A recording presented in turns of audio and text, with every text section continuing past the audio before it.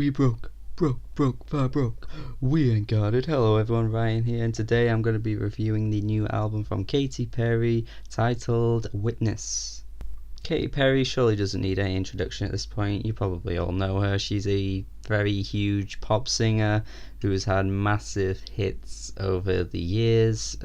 Anything from all of her albums pretty much dominated the charts and became huge singles and best-selling singles of each year they all came out.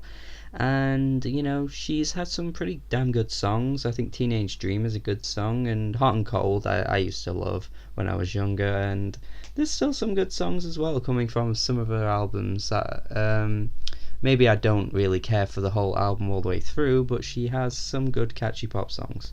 However, she's been gone quite a while at this point. I mean, I think the last album she released was about 4 years ago. She's been pretty quiet since then, and she led off this new album with the single Chained to the Rhythm, which honestly was a huge letdown for anyone, really. This song kind of flopped in many ways. The lyrics were basically all about how people these days don't care about the lyrics to songs and they're just dancing like zombies, acting like they aren't listening to the message of the song.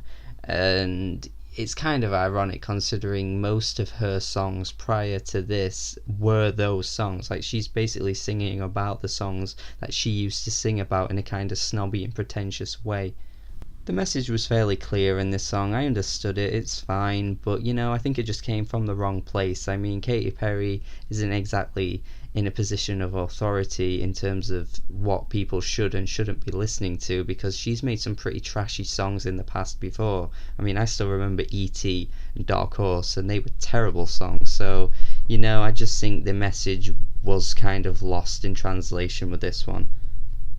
Then things somehow got worse with the next single, Bon Appetit, which featured Migos, and this song is terrible. Throw this one straight in the bin. It's an absolute trashy song. There's nothing else to say about this. And basically the rest of this album can be kind of thrown away in the trash as well, because this isn't a very good album. The production across the whole thing is weak.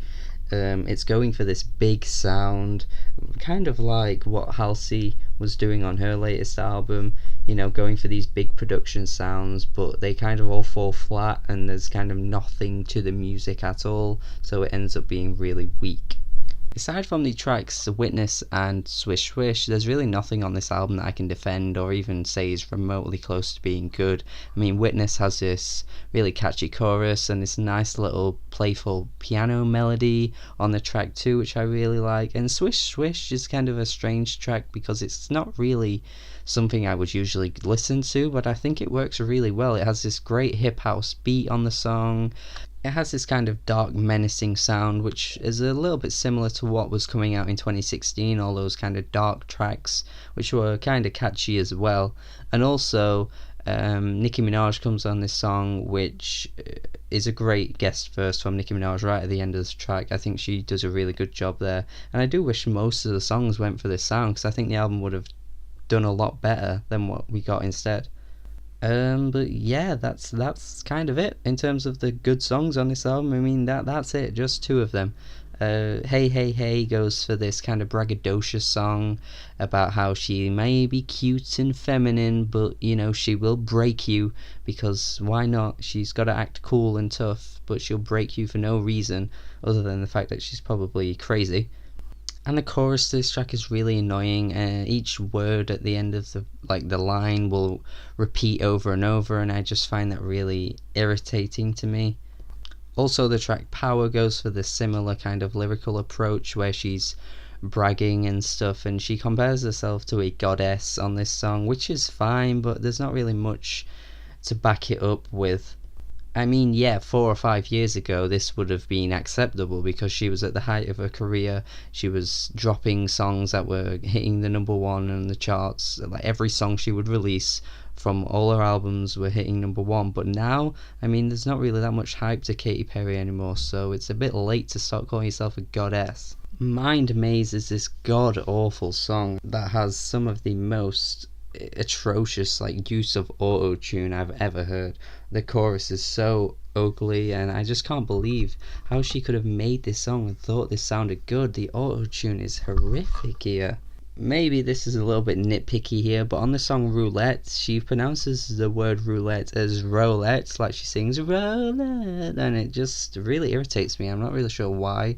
Perhaps that's not really criticism, but it just kind of irks me every time it comes on and the chorus comes on. It's kind of like this Euro dance, Euro pop song. It sounds a little outdated, but I suppose it's not a terrible song.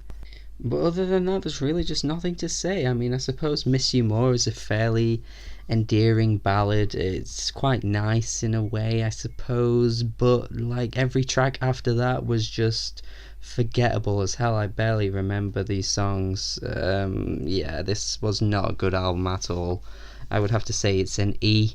And even though I'm not a huge fan of Katy Perry anyway, I was always able to recognise some of the quality in her music, but this time she's just gone in a direction that just doesn't work for her at all.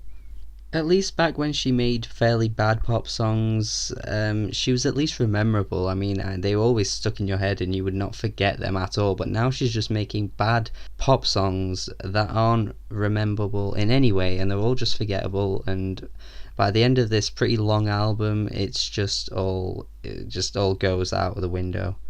And the fact that the past few days, all I've seen are some articles like bringing Katy Perry back into the spotlight and her saying random things about Taylor Swift and all these other things, is probably her really kind of grasping at anything she can get just to maintain some sort of relevancy, because she knows that this album won't do well. So yeah, Witness by Katy Perry ain't good. If you like this review, make sure you like and subscribe for more reviews, and also have a good day.